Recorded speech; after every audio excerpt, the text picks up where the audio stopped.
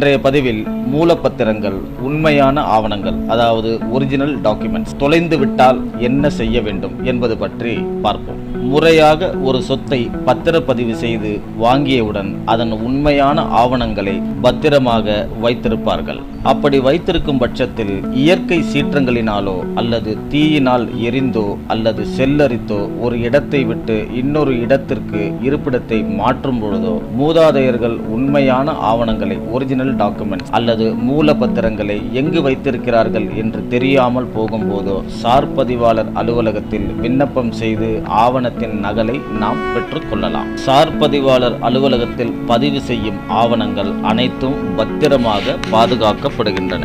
இப்படி பாதுகாக்கப்படும் பல ஆவணங்கள் செல்லரித்தும் கிழிந்தும் காணப்படும். ஒரு சில ஆவணங்கள் சார்பதிவாளர் அலுவலகத்தில் கூட கிடைப்பதில்லை. ஏனென்றால் மேற்குறிப்பிட்ட காரணங்களிலோ அல்லது 1984 வருடம் வாக்கிலெல்லாம் தமிழ்நாட்டில் எந்த சார்பதிவாளர் அலுவலகத்திலும் நம்முடைய நிலத்தின் பரிமாற்றம் செய்யும் ஆவணங்களை பதிவு செய்யலாம் என சட்டம் இருந்தது.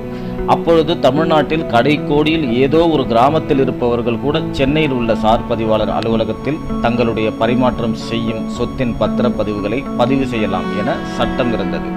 இவ்வாறு பதிவு செய்யும் ஆவணங்களின் விவரங்களை நிலம் அல்லது சொத்து எந்த சார்பதிவாளர் எல்லைக்கு உட்பட்டுள்ளதோ அந்த சார்பதிவாளர் அலுவலகத்துக்கு பதிவு செய்துள்ள சார்பதிவாளர் அலுவலகம் அறிக்கையை அனுப்ப வேண்டும். அவ்வாறு அறிக்கைகள் அனுப்பவில்லை என்றால் வில்லங்க சான்றிதழ்கள் தற்போது போடும்போது பதிவு செய்துள்ள ஆவணங்களின் விவரங்கள் வில்லங்க சான்றிதழ்களில் வராது. அதோடு மட்டுமல்லாமல் பதிவு செய்துள்ள ஆவணங்களை தொலைத்து விட்டால் ஆவணத்தின் நகல் கூட நமக்கு கிடைக்காமல் போகக்கூடும். அது மட்டுமல்ல, நம்மிடம் எந்த ஆவணமும் இருக்காது. விற்பனை செய்யும் பொழுது மிக கடினமாக இருக்கும். நம்முடைய மூதாதையர்கள் சம்பாதித்த சொத்துக்களின் ஆவணங்களோ அல்லது மூலப்பத்திரங்களையோ அல்லது நாம் சம்பாதித்த சொத்துக்களின் உண்மையான ஆவணங்கள் தொலைந்து விட்டால் சட்டப்படி நாம் என்ன செய்ய வேண்டும் என்பதை பற்றி இப்பொழுது பார்ப்போம். நம்முடைய சொத்துக்களை விற்க வேண்டிய கட்டாயம் வந்து அதை விற்கும் பொழுது உண்மையான ஆவணங்கள் அல்லது மூலப்பத்திரங்கள் தொலைந்து விட்டோம் என்று சொத்தின் உரிமையாளர்கள் சொன்னால் சொத்தை வாங்க வருபவர்கள் யோசிப்பார்கள் அல்லவா? ஏன் யோசிப்பார்கள் என்று கேட்டால், சிலர் உண்மையான ஆவணங்களை வைத்து கடன் வாங்கியிருப்பார்கள். வாங்கிய கடனை பைசல் செய்யவில்லை என்றால் உண்மையான ஆவணங்களை கொடுக்க மாட்டார்கள். இம்மாதிரியான நேரங்களில் ஒரு சொத்தை வாங்கினால் அது பல பிரச்சனைகளை கிளப்பிவிடும். இதனால் சொத்தை வாங்க வருபவர்கள் பயப்படுவார்கள். இவ்வாறு உண்மையான ஆவணங்களை தொலைத்து விட்டாலோ கிழித்து விட்டாலோ அல்லது தீயில் கருகி சாம்பலாகி விட்டாலோ என்ன செய்வது என்பது தெரியாமல் தவிப்பவர்களுக்கு சட்டத்தில் ஏதாவது வழி உண்டா என்றால் உண்டு.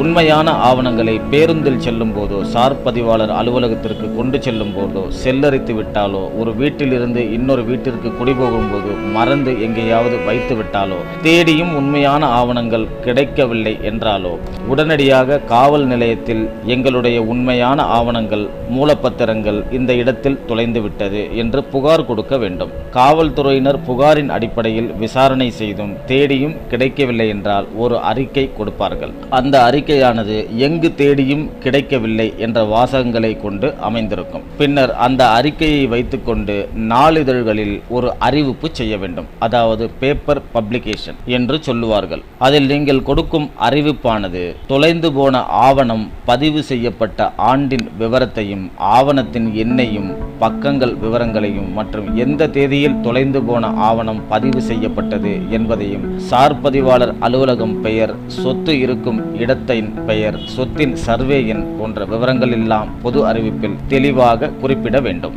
இந்த பொது அறிவிப்பு பேப்பர் பப்ளிகேஷன் கண்ட 7 நாட்களுக்குள்ளாக தொலைந்து போன ஆவணத்தை யாராவது வைத்திருந்தாலோ அல்லது இந்த ஆவணத்தின் மூலம் ஏதாவது கடன் வாங்கியிருந்தாலோ அல்லது இந்த ஆவணத்தின் மூலம் யாருக்காவது ஆட்சேபனை இருந்தாலும் எதுவாக இருந்தாலும் மேலே குறிப்பிட்ட நாட்களுக்குள் தெரிவிக்க வேண்டும் என்றும், அவ்வாறு மேல் குறிப்பிட்ட நாட்களுக்குள் எந்தவித ஆட்சேபனையும் தெரிவிக்கவில்லை என்றால் அதன் பிறகு வரும் புகார்களையும் ஏற்றுக்கொள்ளப்பட மாட்டாது என்பதையும் தெளிவாக பொது அறிவிப்பில் நாம் தெரிவிக்க வேண்டும்.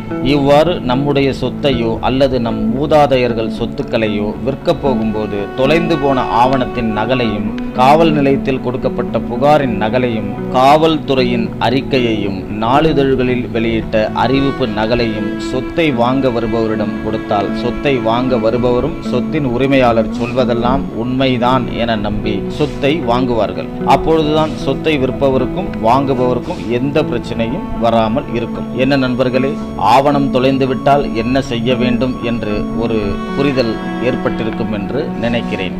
இவற்றில் நீங்கள் பெற்ற தெளிவுரையை உங்களை சார்ந்த அனைவருக்கும் சொல்லி சட்ட விழிப்புணர்வை ஏற்படுத்துவீர்கள் என்று நான் நம்புகிறேன். இது பற்றி உங்களுக்கு மேலும் ஏதேனும் சந்தேகம் இருப்பின் கமெண்ட்ஸில் பதிவிடுங்கள். கூடிய விரைவில் அதற்கான பதிலை நான் அளிக்க காத்திருக்கிறேன். அது மட்டுமல்லாமல் வேறு எந்த தலைப்பில் உங்களுக்கு தெளிவுரை வேண்டும் என்பதையும் நீங்கள் கமெண்டில் தெரிவிக்கலாம். முடிந்தவரை அதையும் நான் உங்களுக்கு விளக்க தயாராக இருக்கிறேன். மீண்டும் ஒரு நல்ல சட்ட விழிப்புணர்வு பதிவுடன் உங்களை சந்திக்கிறேன். நன்றி.